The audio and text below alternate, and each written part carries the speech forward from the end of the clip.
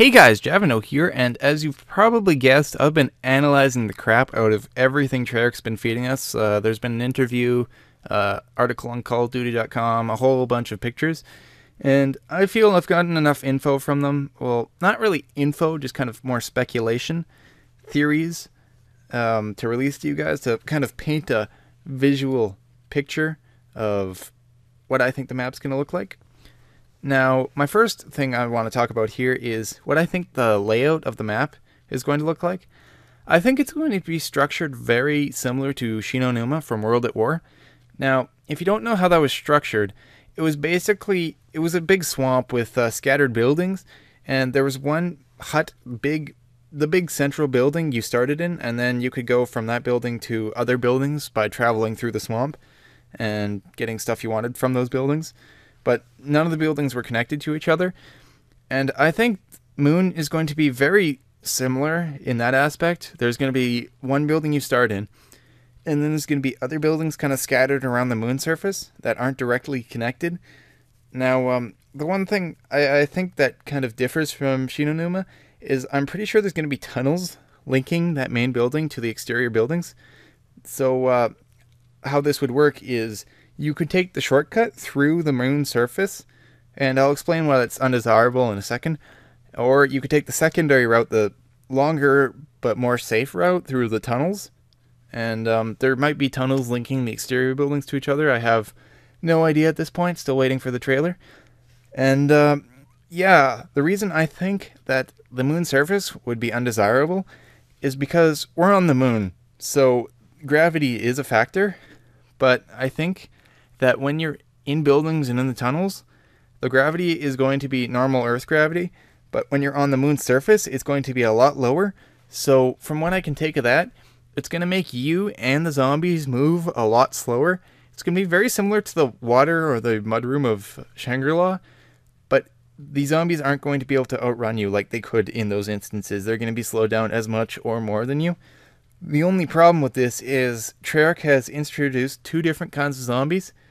One of them being the astronaut zombie and the other being the phaser zombie. But I'm going to focus on the astronaut zombie for this point. Now, they talk about how the astronaut zombie is not affected by the gravity. So I think the astronaut, while you're on the moon surface, the reason it's going to be dangerous, less desirable than the longer tunnel routes, is because astronaut zombies can kind of prey on you out there. They can outrun you and kill you. So you could take the chance to get there faster if you want to go across the moon surface and risk getting your ass raped by astronaut zombies. Or if you want to play the safe game, you can just go down through the tunnel where you can outrun pretty much any kind of zombie. Now, the second kind of zombie I was talking about, the phaser zombie, from what I can take of the info they've given us, I think that the phaser zombie has the ability to turn in between visible and invisible. Now, how I think this is going to work, I think the phaser zombie is going to be invisible until it gets within a certain radius of you. So I know the game Killing Floor, if you've ever played that game, had a zombie very similar to that. I can't remember what it was called, but there was this one zombie that would be invisible until it would be 2 or 3 meters away from you, and then it would turn visible again. So you kind of had a very short amount of time to kill it. And I think the phasers are going to be very similar to this. Whether the because the astronauts, the moon surface is kind of their territory. So the phasers, I don't know, they might stick to the underground tunnels. That might kind of be that the astronauts dominate the surface type thing, and the phasers are the danger when you're going in the tunnels. But again, at this point, we don't really have enough information to tell. Now, I'm going to change topics a little bit. Now, we know of two different, I'm not going to say wonder guns, but wonder weapons. One of them being the wave gun, and the other being the QED, the quantum entanglement device. And I'm going to start with the wave gun. How I think the wave gun is going to work? Well, they described it as it cooks the zombies from the inside out. And if you combine that with the title wave gun cooks the zombies inside out. What else do you know cooks things from the inside out?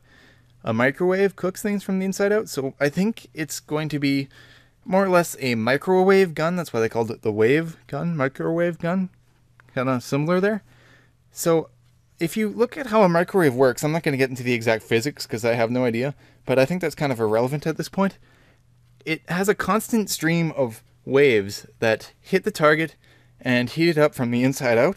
So I think we're going to have a fully automatic weapon here, and it's going to be it's going to have a radius kind of like the Thunder Gun, but it's going to be fully automatic or something. And from what I understand, it's going to be very, very similar to a flamethrower. That's at least my guess. Is they're bringing back kind of the flamethrower only in a more high-tech version, flamethrower 2.0 if you wish. But I think it's going to be operated kind of with the mag ammo system as opposed to the overheating tank type cooling down stuff.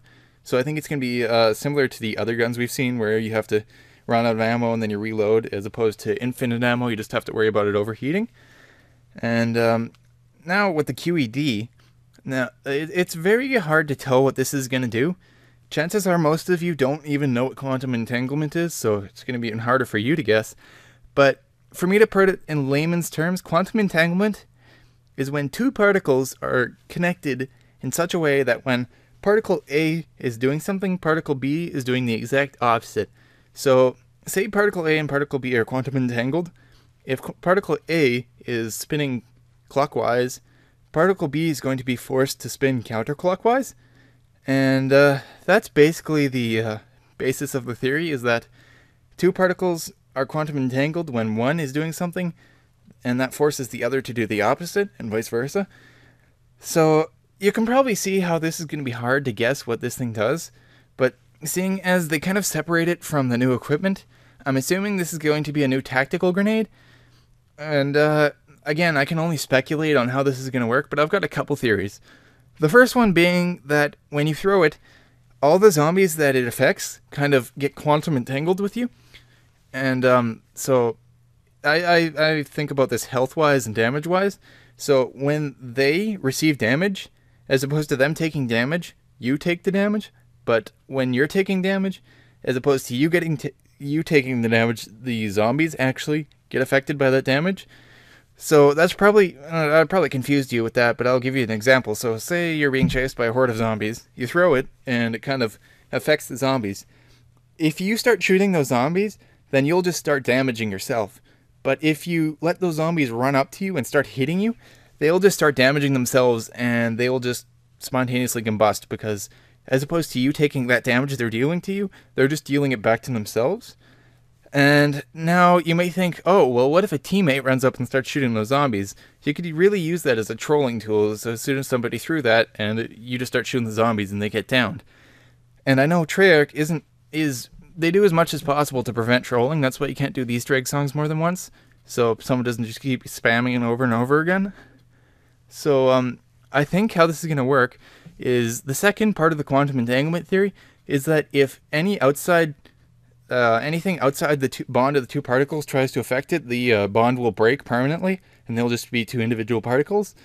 So I think the two particles are, particle A is you, particle B is the zombies. So say your friend comes in and tries to affect it.